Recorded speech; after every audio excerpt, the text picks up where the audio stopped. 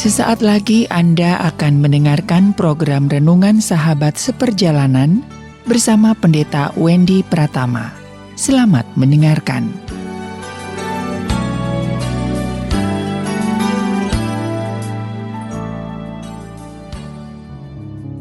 Selamat berjumpa kembali dalam layanan audio Sahabat Seperjalanan. Hari ini adalah hari Rabu 7 Oktober 2020. Tema daripada saat teduh dan renungan hari ini yaitu dosa nyinyir. Dosa nyinyir.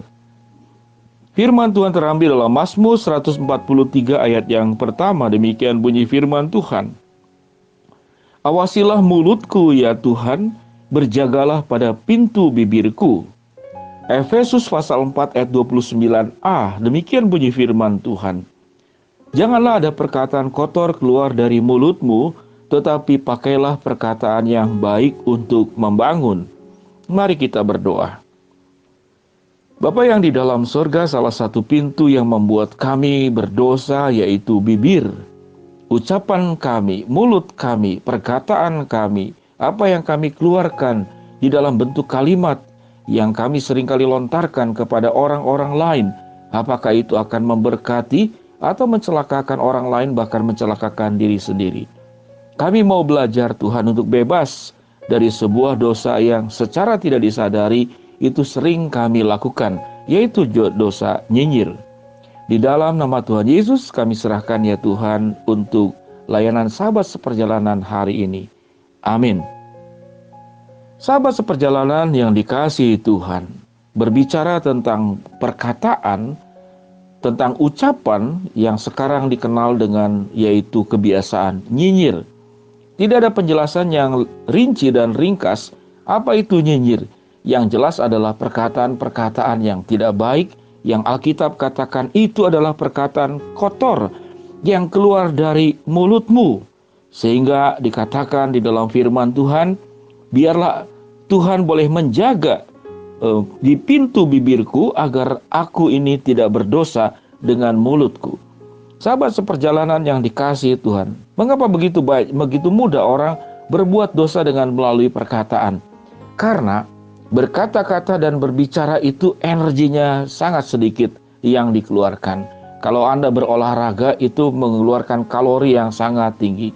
Jadi perkataan itu sangat ringan kalori yang dikeluarkan, sangat mudah dilakukan, namun sangat berbahaya kalau kemudian itu tidak dikelola di dalam kekudusan, tidak dikelola di dalam kebaikan, tidak dikelola di dalam kebenaran firman Allah.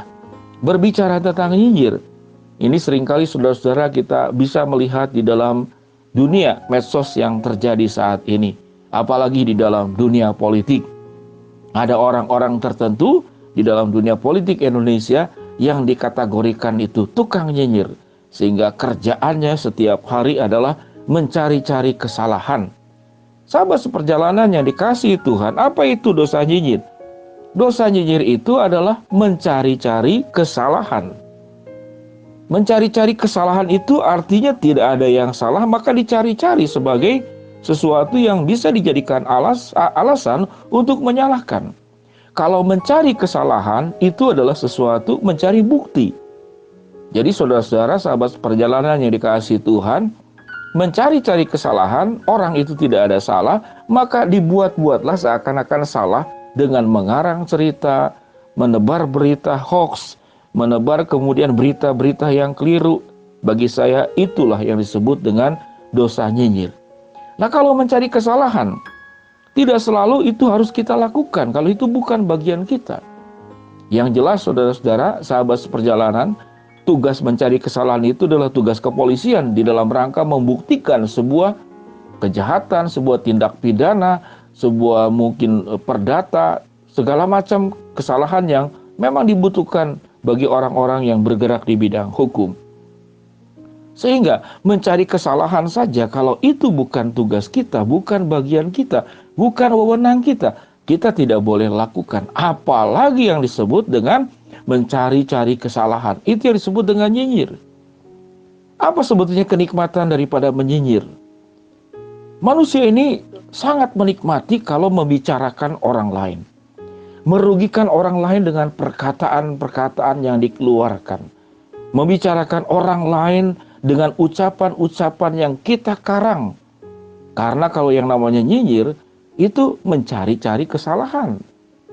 Sahabat seperjalanan yang dikasihi Tuhan, apa yang menyebabkan seseorang itu suka nyinyir? Banyak alasan. Salah satunya, tanda tak punya. Ya, orang itu saudara kalau tidak puas dengan diri sendiri, orang punya kelebihan maka dinyinyiri.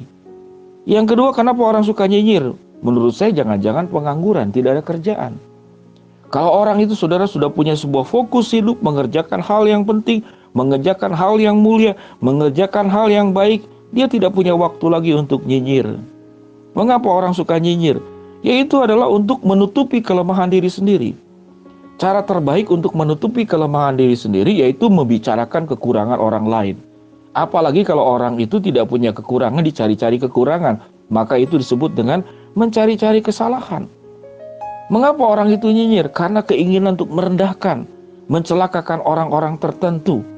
Sehingga nyinyir itu tidak ada faedahnya, nyinyir itu tidak ada manfaatnya.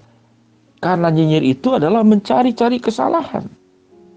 Bentuk nyinyir itu bagaimana? Bisa macam-macam. Dikatakan tadi hoax, fitnah. Ya, berbicara di belakang, tidak di depannya. Nyinyir juga bisa berbicara tentang apa? Memuji kelebihan orang lain secara berlebih-lebihan, tapi itu hiperbol. Dalam rangka untuk menjelekkan. Wah, kamu cantik luar biasa, bintang film terhebat pun di dalam dunia, tidak ada yang mengalahkan kamu. Padahal jelas memang dia punya penampilan, punya apa yang ada di dalam dirinya itu biasa-biasa saja. Itu juga dalam bentuk nyinyir. Mengapa nyinyir disebut sebagai dosa? Karena nyinyir itu berarti kita sedang membicarakan ciptaan Allah. Setiap kita itu adalah ciptaan Allah. Jadi waktu kita itu nyinyir kepada orang-orang tertentu, kita sedang tidak menghargai ciptaan Tuhan. Kalau Tuhan yang Maha Tinggi saja menghargai setiap pribadi kita dan tidak pernah menjelek-jelekan, tidak pernah berkata buruk. Penjahat sekalipun, pendosa sekalipun, penjina sekalipun, itu dicintai oleh Allah, bukan dikata-katai.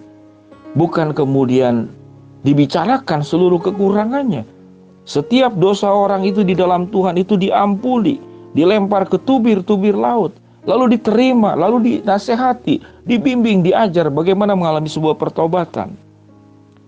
Bagaimana saudara untuk bisa bebas dari nyinyir? Selain yang pertama tadi, kita harus menghargai itu adalah ciptaan Allah. Bukan hak kita untuk menghakimi orang lain.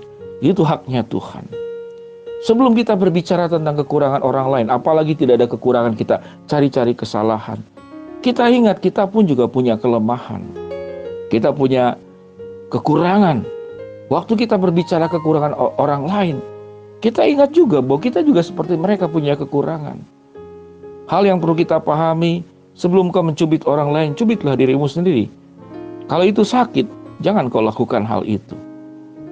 Jadi, macam dosa nyinyir ini, kalau kita kategorikan itu ada dua bagian. Yaitu apa? Dosa nyinyir itu yaitu nyinyir sendiri. Jadi orang yang suka nyinyir, yang suka berkata-kata kotor keluar dari mulut kita, seperti dalam Efesus pasal 4 ayat 29a. Maka Alkitab mengatakan, berjagalah pada pintu bibirku, awasilah mulutku ya Tuhan. Lalu dosa nyinyir yang kedua apa? Yang satu nyinyir. Yang kedua adalah nyinyirin orang nyinyir. Kira-kira sahabat seperjalanan paham? Nyinyirin orang nyinyir. Yaitu kita nyinyir kepada orang yang suka nyinyir. Itu pun juga tindakan nyinyir. Membicarakan kesalahan orang lain, membicarakan orang yang suka nyinyir, mengata-ngatai orang yang suka nyinyir. Maka dosa nyinyir itu ada dua. Satu nyinyir, yang kedua nyinyirin orang nyinyir. Jangan mencari-cari kesalahan orang lain. Kita bukan hakim di atas kehidupan manusia. Berhentilah untuk melakukan dosa nyinyir. Mari kita berdoa. Bapa yang di dalam surga, hamba-Mu berdoa bagi yang sedang sakit di rumah maupun di rumah sakit. Secara khusus kami berdoa untuk salah seorang bapa yang sudah mengalami kanker stadium 4. Hatinya keras untuk tidak mau terbuka kepada Tuhan. Namun saat ini sedang hatinya mulai terbuka. Biarlah Tuhan akan selamatkan. Tuhan memberikan yang terbaik kepada Bapak ini untuk boleh menerima Engkau dan mengakui Tuhanlah di atas hidupnya, menyelamatkan dan mengampuni dosa-dosanya. Bagi sahabat seperjalanan yang menghadapi hambatan, masalah, tantangan, kesulitan dalam hidup. Tuhan yang bukakan jalan. Bagi sahabat seperjalanan yang sedang memohon berdoa sesuatu, Tuhan yang akan kabulkan sesuai dengan waktu, rencana, dan kehendak-Mu. Di dalam nama Tuhan Yesus kami berdoa. Amin.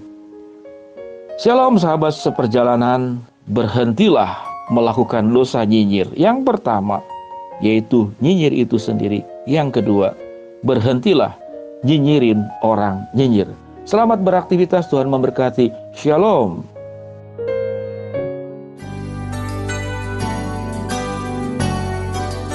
Anda baru saja mendengarkan program Renungan Sahabat Seperjalanan bersama Pendeta Wendy Pratama. Terima kasih atas perhatian Anda. Tuhan Yesus memberkati.